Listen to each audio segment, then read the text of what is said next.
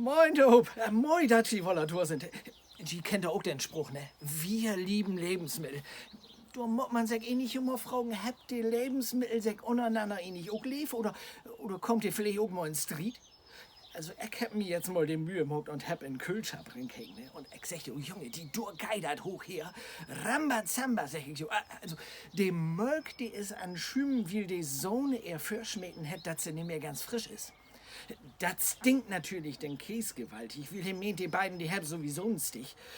Und wie sie Angst hätt, dass das eskaliert, ist die Butter erstmal wegloben. Ja, und der Ketchup. Der Ketchup, der will nicht mehr Heinz heten.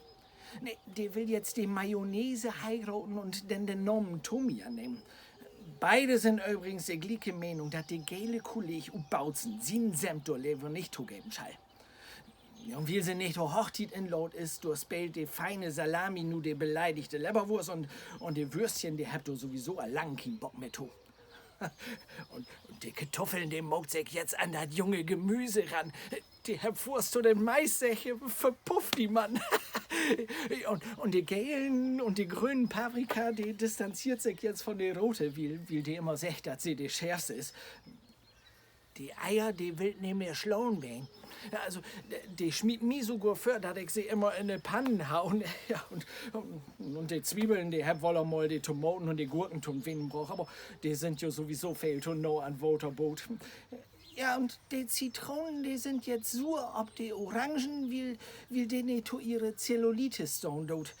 Die hab sich jetzt einen Personal Trainer genommen. Hier, die Pfirsiche, die Plüschappels, das muss man sich mal vorstellen. Ja, und das Fett den Boden utschlagen, das deit denn die Tee. Also, der Schwatte-Tee, der fühlt sich jetzt diskriminiert. Der will jetzt lieber Tee mit Migrationsachtergrund nennt werden.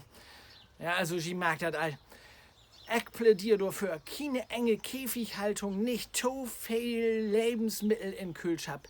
Lot jo dat gut gauen, fret dat alles ab, bitte bald mal, Jon Burdecker.